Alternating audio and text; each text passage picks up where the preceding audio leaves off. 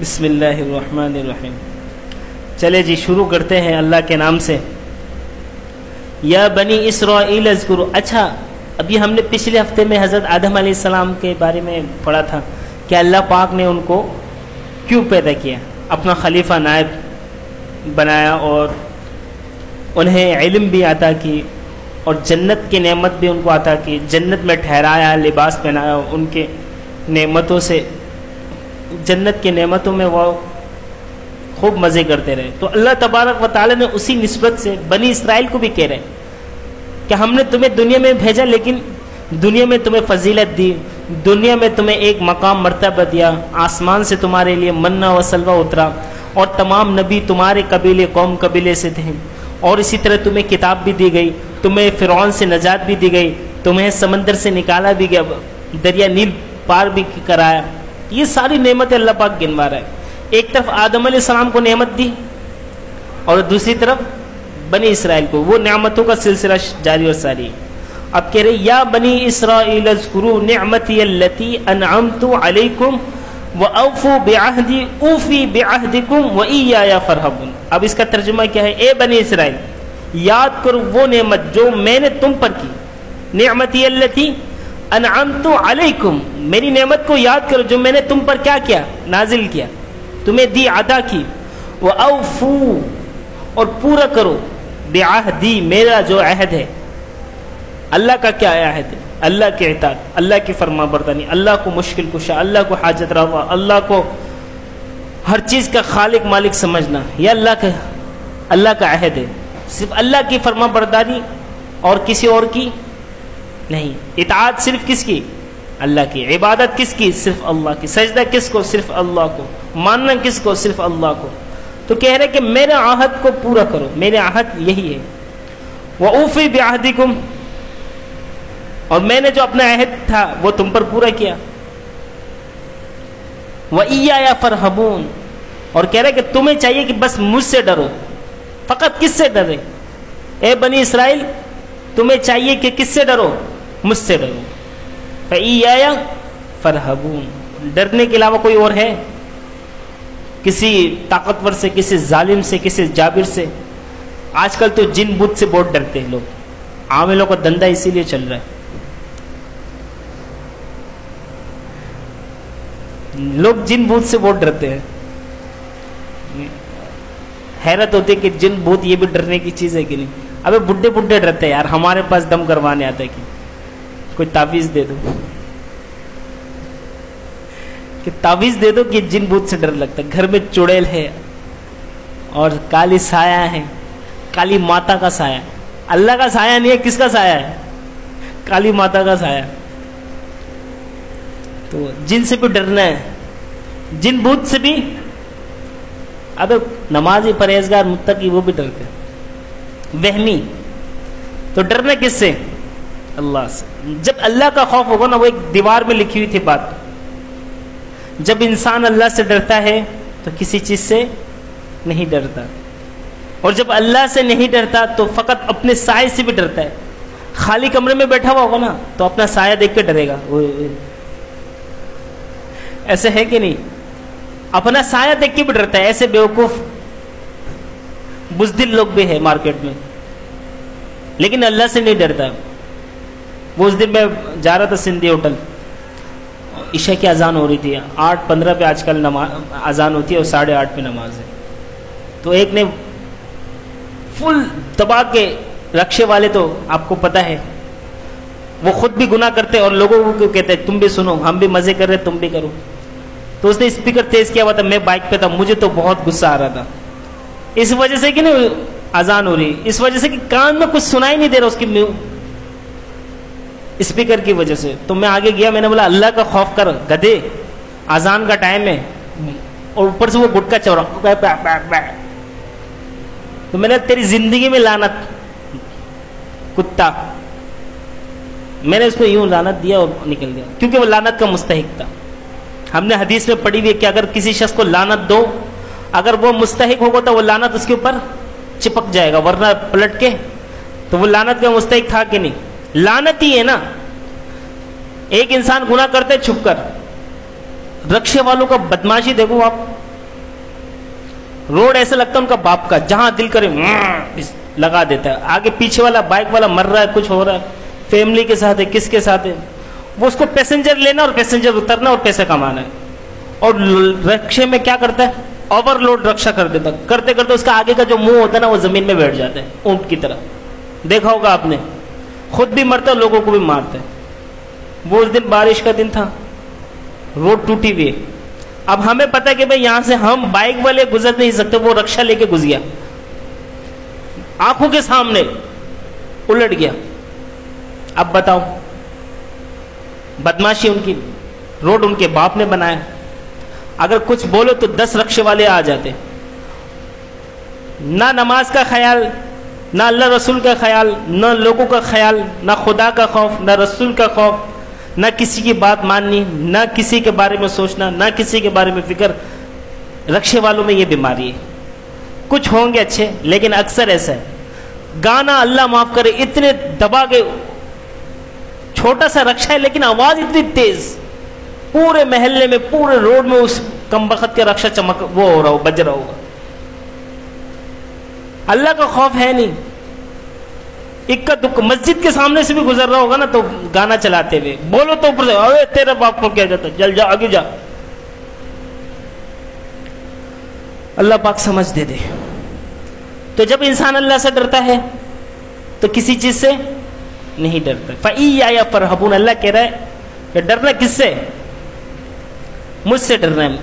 وَآمِنُوا بِمَا أَنزَلْتُ مُصَدِّقًا لِمَا مَعَكُمْ وَلَا تَكُونُوا أَوَّلَ كَافِرٍ بِهِ. کتنا خوبصورت ترجمہ ہے اور کتنی خوبصورت آیت. اور اللہ کہہ رہا ہے کہ ایمان لاؤ کس چیز پر, جو میں نے نازل کیا تم پر. اللہ تبارک و تعالی کہہ رہے کہ قرآن نازل کیا اہل مکہ والوں پر نا, تو اللہ کہہ رہے کہ اچھا مزے کی بات یہ ہے کہ مدینہ منورہ میں سب زیادہ یہود و نصارہ رہا کرتے تھے. یہود, ان کی آبادی بہت زیادہ تھی. جب نبی صلی اللہ علیہ وسلم ہجرت کر کے مدینہ منورہ گئے تو یہودی وہاں بہت زیادہ آباد تھے کثرت کے ساتھ,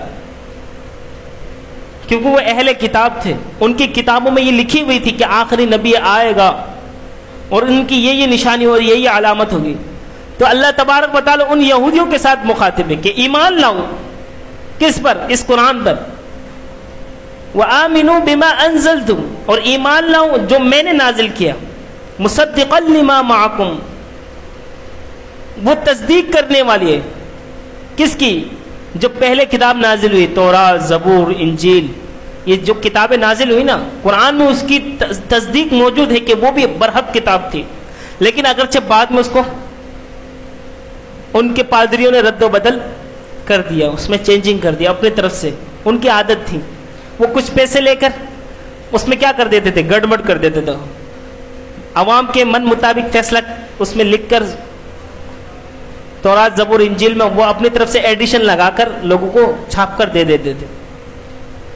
تو اس میں رد و بدل ہو گیا. لیکن اللہ کا قرآن کہہ رہا ہے کہ وہ کتابیں بھی برحق تھی لیکن اس میں چینجنگ ہو گئی, لوگوں نے رد و بدل کر دی.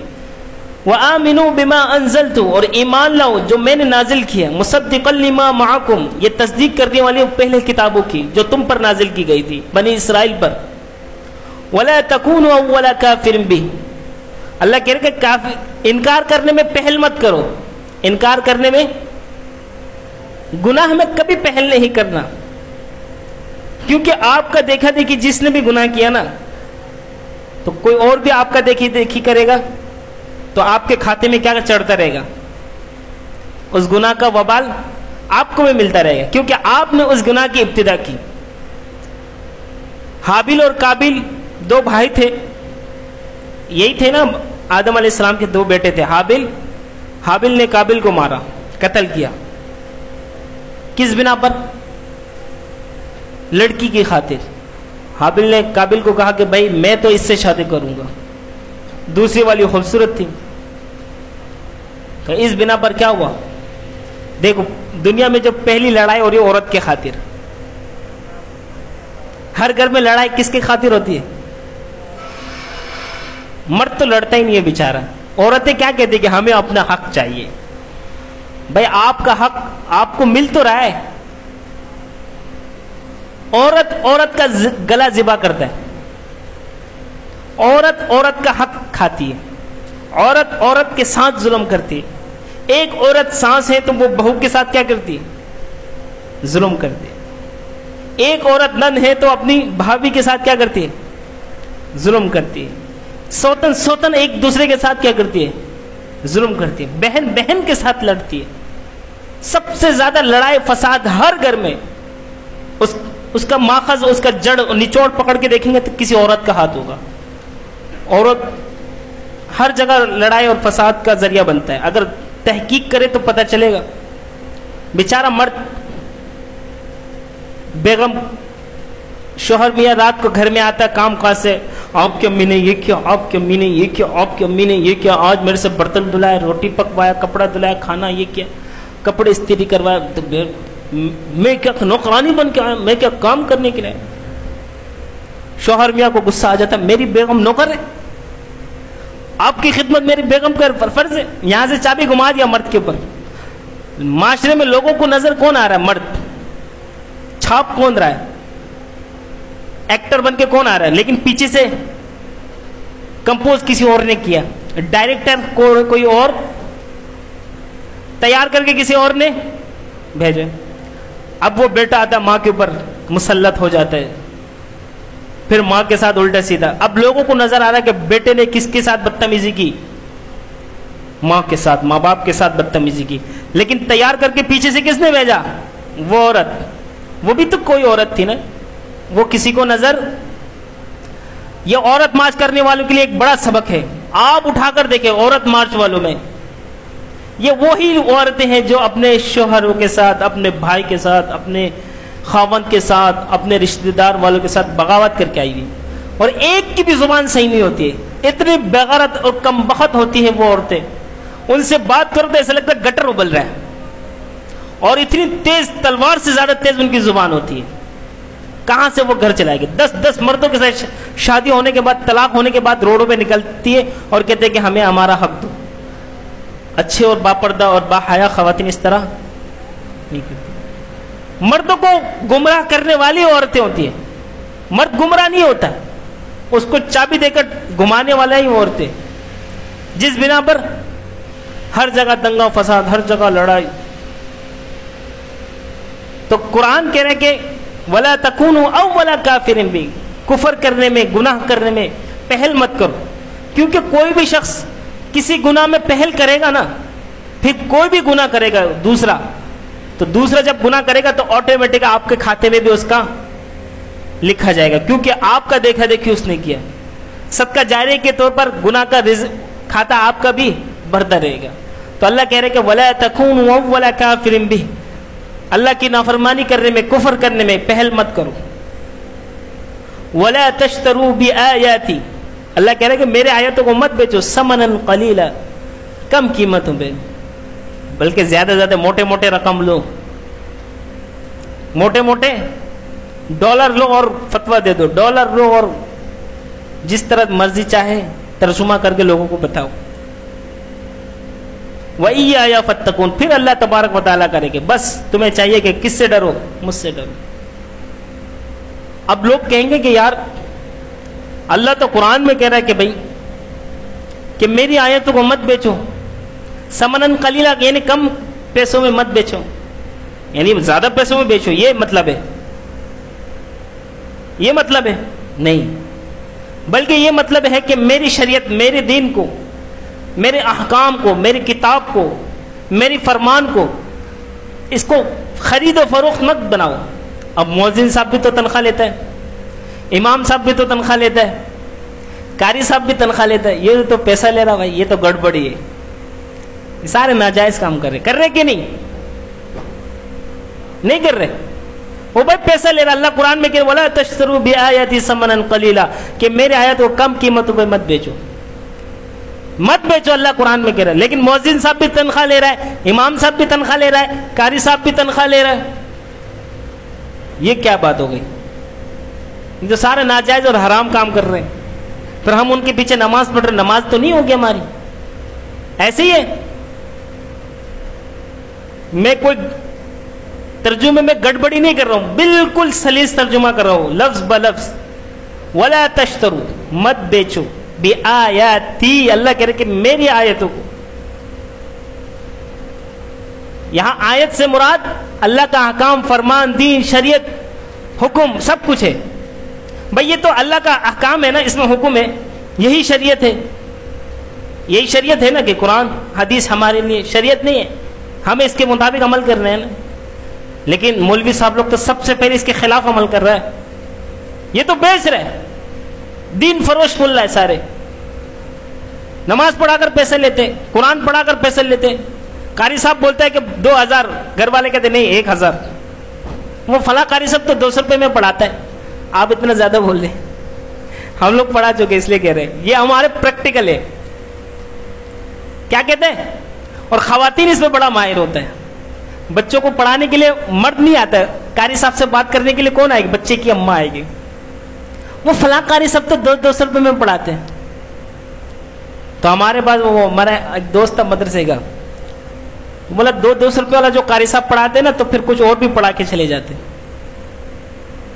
بچے کے ساتھ اس کے اماں کو بھی پڑھا کے جاتے. تو قرآن تو کہہ رہے کہ بھائی مت بیچو میرے آیتوں کو. یہاں تو یہ آیت تو مولوی صاحب لوگ بتاتے نہیں ہے، سارا حرام کام خود کر رہے. قرآن کو بیچ رہا ہے، نماز پڑھا کر پیسے لے رہا ہے، مؤذنی کر کے پیسے لے رہا ہے، بچوں کو پڑھا کر فیس اتنے مانگتے منہ پھاڑ کر. آپ مجھے بتائیں کون سا قاری صاحب ایسا ہے کہ جس نے بچوں کو پڑھا کر بلڈنگ ہی کھڑے کر لی؟ کوئی ایک ہے آپ کے معلومات کے مطابق؟ میرے علم میں تو نہیں. میں زمانہ طالب علمی سے بچوں کو پڑھا رہا ہوں. میرے بھی میرے خیال میں 10-15 سال ہو گئے پڑھاتے ہوئے. ابھی بھی ماشاءاللہ سے اپنا گھر نہیں ہے، اور ایک بائک ہے پھٹ پڑی، وہ بھی قسطوں میں لیا تھا. اور جب فیس کا کہتا ہوں فلاں قاری صاحب تو 200 روپے میں پڑھاتے، آپ 1000 روپے مانگ رہے ہیں. ایسا ہے؟ آپ نے دیکھا کبھی کوئی قاری صاحب پڑھا کر امیر ہو گیا ہو، یا امامت کر کے بلڈنگیں اور کاروبار اور جائیداد؟ ایسا ہے؟ یا مؤذنی کر کے ٹھیک ٹھاک کروڑوں اربوں خربوں کا بزنس بنا لیا؟ ایسا ہے مارکیٹ میں؟ اسی لیے تبھی تو مولوی بننے کو کوئی تیار نہیں ہے. خاک مولوی بنے گا تو لوگوں کا چندہ کھائے گا، صدقہ زکوٰۃ کھائے گا، لوگوں کو ٹکڑے میں پلے گا، اور امید لگا کے بیٹھے گا کہ کون سا سیٹ آئے گا اور مال نکالے گا. اسی لیے تو لوگ مولوی نہیں بنتے. مولوی بنائیں گے تو لوگوں سے مانگے گا چندہ. کیا مانگے گا؟ چندہ مانگے گا. لوگوں سے مانگ کے کھایا. چھوڑو اپنے بچوں کو مولوی نہیں بنائیں گے، ڈاکٹر بنائیں گے. لوگوں کا گلا کاٹے گا، پیٹ کاٹے گا، پیسہ کمائے گا. وہ دوا لکھ کے دیں گے جو ہمارے میڈیکل میں ملے گا، پوری دنیا چھان بین کر کے بھی نہیں ملے گا. یہ ابھی بارش میں ایک دوا لینی تھی، سارا ناگن چورنگی، انڈا موڑ، ادھر ادھر سب جگہ چیک کیا، کہیں نہیں ملا بھائی. وہ مسلم کھتری والے نے جو لکھ کے دیا دوا، وہی اسی اسٹور میں مل رہا ہے بھائی. ایسا کون سا دوا ہے کہ بھائی جو آپ کے اسٹور میں مل رہا ہے، آپ کے دوا خانے میں مل رہا ہے، دنیا کے کسی اسٹور میں اور دوا خانے میں نہیں مل رہا؟ Business, commission. لیکن لوگ بولنے کو تیار نہیں ہے. سب کو پتا ہے کہ ڈاکٹر 2 نمبر ہی کرتا ہے، سب سے زیادہ 2 نمبر ہی ڈاکٹر کرتا ہے. کرتے کہ نہیں؟ یا جھوٹ بول رہا ہوں؟ تھوڑا سا بول دے، منہ ہلا دے. لیکن مولوی صاحب 1000 روپے لے رہے، 200 روپے میں پڑھاتے قاری صاحب بچوں کو، آپ 1000 روپے لے رہے. اگر وہاں ڈاکٹر 1 لاکھ روپے بھی بولے گا دینے کو تیار. ڈاکٹر صاحب کچھ بھی ہو جائے بچا لینا بس. بھائی بچاتا تو کون ہے؟ ڈاکٹر بھی نہیں بچا سکتا. لیکن ڈاکٹر صاحب کچھ بھی ہو جائے بچا لینا، جتنا پیسہ چاہیے دیں گے، ادھار لے کر، سود لے کر، حرام خوری کر کے، کچھ بھی کر کے پیسے لے کے آپ کو دیں گے، اور آپ کا پیٹ بھریں گے اور آپ کا منہ بھی بھریں گے. لیکن بس مریض صحیح ہونا چاہیے. سب کو پتا ہے. ڈاکٹر کیوں بنتے؟ پیسے کمانے کے لیے. سیدھی بات. اس میں 2 رائے تو ہے ہی نہیں کہ لوگوں کی خدمت. کون سا ڈاکٹر ایسا جو بولے کہ ہاں ہم لوگوں کی خدمت کرتے؟ بتا دیں. 100 میں 1 ہوگا اللہ کا ولی، 100 میں 1. لیکن 99% ڈاکٹر پیسے کمانے کے لیے ڈاکٹر بنتے. ان سے پوچھو کیوں بنتے ہو؟ ڈاکٹروں میں کوئی غریب نہیں ملے گا آپ کو، سب پیسے والے ملیں گے. وکیل میں کوئی بہت اللہ ماشاءاللہ غریب ملے گا. डॉक्टरों में भी कोई अगर उसकी किस्मत अगर फूटी हो, 2 नंबरी अगर उसकी किस्मत में अगर पैसे नहीं हो तो वो अलग बात है, लेकिन मालदार होंगे डॉक्टर में, इंजीनियर में, प्रोफेसर में। मौलवी साहब में कसीर तादाद में गरीब मिलेंगे, इक्का दुक्का अगर वो भी अपना साइड बिजनेस करके अगर मालदार बन गया वो अलग चीज है, फिर उसके ऊपर भी उंगली उठाना है। बेईमानी नहीं करते डॉक्टर। एक सिरिंज कितने का होगा? 20-30 का होगा, लेकिन वो 500 रुपए लेता है। एक ड्रिप कितना होगा? 100, 200 या 150 का होगा, वो 1000-1200 ले लेता है। कोई नहीं बोलता। डॉक्टर के खिलाफ बोलेंगे तो फिर डॉक्टर अगर एहतजाज भी चला गया तो हमारे लिए मसला हो जाएगा, कौम के लिए मसला हो जाएगा। हाँ, मौलवी साहब के खिलाफ बोलो, कुछ भी बोलो, लेकिन मौलवी साहब टाइम पे नमाज भी पढ़ाएगा, टाइम पे अजान भी देगा, टाइम पे बच्चों को कुरान भी पढ़ाएगा। मौलवी साहब को कुछ भी बोलो फिर भी वो अपनी जिम्मेदारी पूरा करेगा। तो अल्लाह कह रहे हैं वला तश्तरू बिआयाती समनन कलीला। ये तमाम मज़ाहिब में ये बात वाज़ेह है कि दीनी उजरत, दीनी चीज़ों पर उजरत लेना नाजायज़ हराम है। इमाम शाफी बोले, इमाम आज़म अबू हनीफा बोले, इमाम अहमद बोले, इमाम मालिक रहमतुल्लाह अलैह बोले, 4 मज़ाहिब है पूरी दुनिया में। बिल इत्तिफाक ये फैसला है कि कोई इमाम नमाज पढ़ाकर उजरत लेना उसके लिए जायज़ नहीं है। मुअज्जिन को मुअज्जिनी करके उजरत लेना जायज़ नहीं है। कुरान पढ़ाकर, हत्ता के हदीस मौजूद है, सही हदीस है, सनद के साथ है। एक साहबी ने किसी को कुरान की आयत सिखा दी तो उसने तोहफे में उजरत भी नहीं, तोहफे में क्या दे दी? एक कमान दे दी। कमान, तीर कमान नहीं होता, वो कमान दे दिया। तो नबी सल्लल्लाहु अलैहि वसल्लम ने साहबी से कहा कि तू ये पसंद करता है कि कल क़यामत के दिन तुझे आग का कमान दिया जाए? तो फौरन वापस कर दिया उस साहबी को कि मुझे इस चीज़ का उजरत दुनिया में है। लेकिन मौलवी तो सारा कुछ यही कर रहे हैं, मौलवी साहब तो सब उजरत ले रहे। ये तो हराम है। सही सनद के साथ सही अहादीस मौजूद है और कुरान की सरी अल्फाज है कि वला तश्तरू बिआयाती समनन कलीला। अल्लाह कह रहा है कि मेरी आयत को कम कीमतों पर मत बेचो, लेकिन मौलवी बेच रहे हैं। और फतवा भी यही है, तमाम मज़ाहिब में यही फतवा। इमाम आज़म अबू हनीफा, इमाम शाफी, इमाम अहमद बिन हम्बल, इमाम मालिक, सब यही कहते हैं कि दीनी चीज़ों पर उजरत लेना जायज़ नहीं है, हराम है। लेकिन क्या वजह है कि आजकल मौलवी लोग लेते हैं?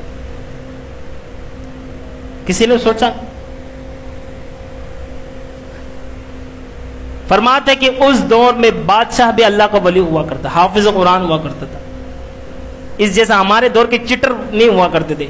नंबर 1 के झूठ बोलने वाले, नंबर 1 के फराड, जिनको सूरह इखलास तक पढ़ना नहीं आता, वो हमारे वजीर आजम बने हुए होते, वो गवर्नर बना हुआ होता है। अल्लाह तो कह रहा कि इन्नी जाइलुन फिल अर्दि खलीफा, जमीन पर बादशाहत करेगा तो मौलवी साहब लोग करेंगे। सियासत कौन करेगा? दाढ़ी टोपी पगड़ी वाले, ये इनका हक है। ये जिस तरह उलूम दीन नबियों की विरासत है, इसी तरह सियासत भी नबियों की विरासत है। कुल्लु बनी आदम, हदीस शरीफ है कि बनी इसराइल के तसूसुहुमुल अंबिया, हदीस याद नहीं आ रही, जिसका तर्जुमा यह है कि बनी इसराइल में जितने भी नबी हुआ करते थे वो सारे सियासी नबी हुआ करते थे। सियासत का लफ्जी तर्जुमा पता है? किसी को भी नहीं पता, जो सियासतदान है उसको भी नहीं पता। सियासत का लफ्जी तर्जुमा यह है कि किसी काम को अच्छे अंदाज पर बहुस्ने खूबी सर अंजाम देना। लेकिन लोग कहते हैं सियासत झूठ, सियासत झूठ। झूठ नहीं है, सियासत सच है। ये नबियों की विरासत है। ये हमारी कोताही है कि हमने छोड़ दी। जब मौलवी साहब इख्तिदार में आता तो लोग, इसका क्या काम था, ये तो मस्जिद और मेहराब को संभालता। लेकिन उठाकर देखे दुनिया की तारीख में हजरत उमर रजी अल्लाह ताला अन्हु से मिलने के लिए कैसर और किसरा के, रोम और फारिस के बादशाह भी आया करते थे, वज़रा आया करते थे। कहां पर मुलाकात करते थे? मस्जिद नबवी में। मस्जिद से सियासत होगी, मस्जिद से लोगों के मामलात और माशरात हल होंगे, सिर्फ बातों से नहीं, करके भी दिखाने पड़ेंगे। तो इसीलिए मौलवी को वोट देना चाहिए, मौलवी को आगे इक्तिदार तक पहुंचाना चाहिए। हम जुबान से तो कहते कि इस्लामी शरीयत, इस्लामी शरीयत, इस्लामी हुक्म, इस्लामी कुरान के मुताबिक फैसले होने चाहिए, हम सब कहते, लेकिन वोट किसको देंगे? सबसे बड़ा हरामी जो होगा, सबसे बड़ा शराबी जो होगा, सबसे बड़ा जानी जो होगा, हम उसको वोट डालेंगे। लेकिन हम जो इक्तिदार में गिने चुने, चावल के दाने में देखा होगा 2-3 कंकरियां होती, इसी तरह कंकरियों के मुकाबले में کیا ہوتا ہے؟ چاول کے بورے میں اگر 2-3 کنکریاں اس سے کچھ فرق پڑتا ہے؟ اسی طرح اسمبلی میں بھی 2-3 مولوی پڑا ہوا ہے، پھر لوگ امید رکھتے کہ یہ مولوی صاحب دین نافذ کرے گا، پھر لوگ امید رکھتے کہ یہ مولوی صاحب اب کھڑا ہوگا، اب دین کے اوپر یہ حملہ ہوا تو وہ ابے کم وقت بغیرت ذلیل و خوار انسان ہو، تم نے جن کو ووٹ دیا تھا ان سے کیوں امید نہیں رکھتے؟ جن کو تم نے اقتدار تک پہنچایا وہ گنے چنے مولوی بیٹھے ہوئے، ان سے امید لگائے کہ بیٹھے ہوئے، ابے جن کو تم نے پہنچایا تھا ان سے امید لگاؤ نا، گدھے گھوڑے کی طرح جن کو تم نے آگے بھیجا ان سے امید لگاؤ کہ یہ ختم نبوت کے لیے بولے گا، یہ دینی مساجد مدارس کے لیے بولے گا۔ اس مولوی صاحب کے لیے بولتے ہیں جس کو ووٹ دیا ہی نہیں، ساری زندگی اس پر بھوکتا رہا۔ نبی صلی اللہ علیہ وسلم نے فرمایا کہ العلماء ورثۃ الانبیاء، کہ علماء نبیوں کے وارث ہیں۔ اگر علماء کو چاہے جتنا بھی گیا گزرا کیوں نہ ہو، جتنا بھی عمل میں کمی کوتاہی کیوں نہ ہو، اگر کسی نے میرے وارث کو گالی گلوچ کیا تو فرمایا کہ اس نے مجھے گالی دی۔ یہ جھوٹی روایت بیان نہیں کرو، احادیث موجود ہے، سوچ سمجھ کے بات کرنا۔ اور مولانا ظفر علی خان صاحب رحمۃ اللہ علیہ ہمارے استاذ، وہ فرماتے کہ حرامی جو ہوگا، حرامی سننے میں تھوڑا سا عجیب سا لگ رہا ہے، حرامی ہمیشہ علماء پر بھوکتا ہے، حرامی علماء پر بھوکتا ہے، جو بھی بھوکے گا سمجھ لینا یہ حرامی۔ آپ سوچیں گے یار اس کے ماں باپ تو ہے، آپ تحقیق کریں گے پتہ چلے گا کہ میاں بیوی نے آپس میں ایک دوسرے کو طلاق دیا لیکن پھر بھی رہ رہے ہیں۔ معاشرے میں سب سے زیادہ طلاق دینے کے بعد بھی میاں بیوی رہتے ہیں، یا میں جھوٹ بول رہا ہوں؟ بتائیں، ہمارے پاس کیس آتے اس لیے بتا رہے ہیں۔ طلاق دے دیا بیگم، کسی نے نہیں سنا، کسی نے بھی نہیں سنا، تمہیں اور مجھے پتہ ہے، کوئی بات نہیں، رہ لیتے۔ اب بچہ جو پیدا ہو رہا حرامی پیدا ہو رہا، وہ مولوی صاحب کے خلاف نہیں بولے گا تو کس کے خلاف بولے گا؟ تو اس دور میں وَلَا تَشْتَرُوا بِآيَاتِي ثَمَنًا، بات آگے چلے گئے۔ اس دور میں جو بادشاہ ہوتے تھے وہ بھی حافظ قرآن ہوتے تھے، وہ بھی بڑے بڑے علم دان اور دینی معلومات رکھنے والے ہوتے تھے، اسلامی حکومتیں ہوا کرتی تھی، تو ان کو اس طرح چندے کر کے پیسے نہیں دیتے تھے۔ مولوی صاحب چندے کے آسرے میں نہیں بیٹھا ہوا ہوتا تھا اس وقت، جس طرح یہاں پر گورنمنٹ نوکری کرنے والوں کو دیتے نا گورنمنٹ کی طرف سے تنخواہیں ملازمین کو، تو اس وقت گورنمنٹ کی طرف سے آیا کرتا تھا۔ وہ اس لیے علماء نے اس وقت فتویٰ دے دیا کہ دینی کام پر کوئی اجرت لینا جائز نہیں ہے، لیکن اب تو ڈبل لینا چاہیے، ڈبل نہیں، میں تو کہتا ٹرپل لینا چاہیے۔ مولوی کے پاس فارچونر ہونا چاہیے، مولوی کے پاس 1000 گز کا بنگلہ ہونا چاہیے، کیونکہ لوگوں کے پاس جتنا مال ہوتا ہے نا تو پھر ڈیمانڈ اتنی زیادہ ہوتی ہے۔ ڈاکٹر کیوں بناتے؟ مال زیادہ آتا ہے۔ انجینئر کیوں بناتے؟ مال زیادہ آتا ہے۔ پروفیسر کیوں بناتے؟ مال زیادہ آتا ہے۔ سیاستدان کیوں بناتے؟ مال زیادہ آتا ہے۔ مولوی کیوں نہیں بناتے؟ مال کم آتا ہے۔ اب میرا کیا نظریہ پتہ ہے، ہم اگر ایک بائک کا ایک نٹ بھی ٹائٹ کروانے جائے نا تو 20 روپے لیتا ہے۔ کیا لیتا ہے؟ 20 روپے لیتا ہے، اور ہم سے پورا جسم کا مولوی صاحب دم کر دو، مولوی صاحب گھر میں قرآن خوانی کروا دو، مولوی صاحب ایک فتویٰ لکھ کے دے دو، پورا ہفتہ لگا کر فتویٰ لکھتا ہے مولوی صاحب، کوئی چارجز نہیں لیتا ہے، دم کر کے دیتا ہے کوئی چارجز نہیں لیتا ہے، گھر میں قرآن خوانی کر دیتا ہے کوئی چارجز نہیں لیتا ہے، مفت میں جنازہ پڑھا دیتا ہے کوئی چارجز نہیں لیتا ہے، غسل کروا دیتا ہے کوئی چارجز نہیں لیتا ہے۔ اس لیے لوگوں کی عادت بگڑ گئی۔ میں تو یہ کہتا ہوں کہ مولوی صاحب کو جنازے پڑھانے میں بھی پیسے لینا چاہیے، پھر عقل ٹھکانے آئے گا، پھر لوگوں دبا کے مولوی بنائیں گے۔ دم کروانے ہو تو 10,000 روپے مولوی صاحب کو دے گا تو پھر خدا کی قسم کھا کے کہتا ہوں، یہ جو نکاح پڑھاتے نا مولوی صاحب لوگ 5-5 ہزار میں، 10-10 ہزار میں، اگر یہ وکیلوں کے پاس ہوتا تو 1 لاکھ روپے لیتا، پہلے پیسہ دو پھر بعد میں نکاح پڑھاؤ، یا میں جھوٹ بول رہا ہوں؟ وکیل اپنا فیس لیتا ہے 1,000 روپے پھر نکاح پڑھاؤ، یہ مولوی صاحب لوگ 5,000 میں پڑھاتے ہیں۔ میرے ساتھ ایسا ہوا، 50,000 کا بم پھاڑ کے آیا، اندر آیا نکاح پڑھا بھائی 5,000، 4,000 میں نکاح پڑھاتے ہم، آپ 5,000 بول رہے ہو، میں نے بم کتنا ہزار کا پڑھا ہے؟ 45 سے 50,000، وہ پھاڑ کے اڑا کے ذلیل رسوا کر کے آ گئے۔ اب یہاں مولوی صاحب جو سب سے اہم کام، جس کے بنا نکاح ہوئے گی نہیں، جس کے بنا آپ کا شادی کی تمام رسومات فضول ہے، آپ کا یہ ہال فضول ہے، آپ کے بیگم کے میک اپ بھی فضول ہے، آپ کے شادی کے ولیمہ بھی فضول ہے، مہندی کا رسم بھی فضول ہے، سب کچھ فضول ہے، اور 5,000 ڈیمانڈ کے اس میں بھی آپ کہہ رہے ہیں کہ وہ تو 4,000 لیتے ہیں۔ 50,000 لینا چاہیے۔ میرے پاس کوئی آئے گا تو 50,000 انشاءاللہ، کوئی دم کروانے آئے گا تو 10,000، میری ڈیمانڈ یہ، اور لیتا بھی ہوں اللہ کے فضل و کرم سے، تاکہ میں جب مولوی بنوں گا، مالدار ہوں گا، تو دوسرے دیکھ کے ایکسپائر ہوں گے. ہاں مولوی کا ٹھاٹ پاٹ ہے, اپنے بچوں کو مولوی بناؤ, کیونکہ مولوی کے پاس پیسہ بہت ہے. مولوی بیچارہ غریب ہے, پھٹا پرانا کپڑا پہنتا ہے, تو لوگ کہاں سے بنائے گا مولوی؟ یہی تو رونا روتے ہیں. مدرسے میں چھان بین کرو, سارے غریب ہے. اکا دکا اگر ہوگا کہ جس کو اللہ نے ہدایت دے دی یا تبلیغ کے برکت سے ماں باپ دیندار ہے تو اس کو حافظ قرآن بنا دے, ورنہ تقریباً 99% غریب طبقے کے لوگ. تو دین غریبوں کے پاس ہے, امیروں کے پاس تو ہے نہیں. جب مولوی امیر ہوگا تو لوگ اپنے بچوں کو کیا بنائیں گے؟ اس وقت کہیں گے کہ یار لوگوں کو ہمارا نظریہ یہ کہ بچہ دیندار ہو. جب پیسہ زیادہ ہوگا نا تو لوگ کیا کہیں گے؟ ہمارا نظریہ یہ کہ بچہ دیندار ہونا چاہیے. اس کو یہ نہیں پتا کہ اب پیسہ ہونا چاہیے. ہم تو جب دورہ حدیث میں تھے, اگلے دن دستار بندی ہے, جب مدرسے سے چھٹی ہو کر چھٹی ہو جائے گی بس پڑھائی مکمل. یہ ممبر پہ بیٹھا ہوں, یہ میرے ہاتھ میں قرآن ہے. ہمیں نہیں پتا تھا کہ ہم کل کیا کریں گے. کوئی پلاننگ, کوئی آئیڈیا, کوئی سوچ نہیں تھی. بس مدرسے والوں نے بول دیا کہ بھائی ہم نے تمہیں اللہ اور اللہ کے رسول کی تعلیمات دے دی, اب یہ لوگوں کو پھیلاؤ.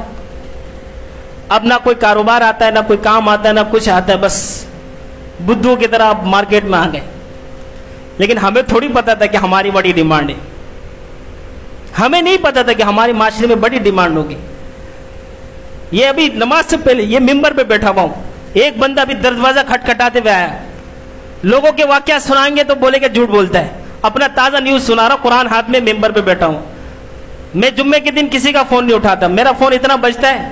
آپ اگر کسی دن فرصت میں خوشبو لگا کے آئیں گے تو میں آپ کو بتاؤں گا. اتفاق سے فون اٹھا لیا میں نے, بولا مولوی صاحب آپ سے ملنا بہت جلدی, بہت ارجنٹ کام ہے. میں مطالعہ کر رہا ہوں, میرا جمعے کا بیان ہے, درس ہوتا ہے, درس قرآن دیتا ہوں میں, مشکل ہے. بولا بس 2 منٹ کے لیے میرے سے ملے. میں رہتا ہوں بلڈنگ میں 4تھے فلور میں, کرائے میں رہتا ہوں, اپنا گھر نہیں ہے. وہ بابا جی تھا, میں نے کہا اوپر آ جائے. اوپر آ گیا. جی کچھ بھی کر کے میرے کو دم کر کے صحیح کر دو, جو بولو گے وہ دے دوں گا. ابھی 5000 لے لو. میں نے بولا بابا نہیں چاہیے. ابھی لے لو, ابھی دے رہا ہوں. بابا نہیں چاہیے, جاؤ تم. یہ تازہ نیوز سنا رہے آپ کو. وہ دم کر کتنا دے رہا ہے؟ اگر اس کو بولوں گا 10,000 تب بھی دے دے گا, 20,000. لیکن ہمیں نہیں پتا تھا اس کا کہ ہمارا اتنا ڈیمانڈ ہے. وہ کہہ رہا کہ میں اس کے پاس گیا, اس کے پاس گیا, اس کے پاس گیا, کچھ نہیں ہوا. اصل میں اس کو فری میں 2-3 دفعہ دم کیا تھا, وہ بیچارہ صحیح ہو گیا. تو اب کہہ رہا کہ مجھے مکمل صحیح کر دو, جتنا بولو گے اتنا دوں گا. جیب میں کہہ رہا بس کرو یار, ہاتھ نکالو, ٹائم نہیں ہے, جانا ہے, 12 بج رہے ہیں, مسجد جانا ہے, نماز پڑھانی ہے. تو ہمیں نہیں پتا تھا کہ لوگ ہمارے دروازے تک دستک دے کے ہمیں پیسہ دیں گے, اور ہم ان کو روکیں گے, رک جا بھائی, نہیں نکال پیسہ, بس کر.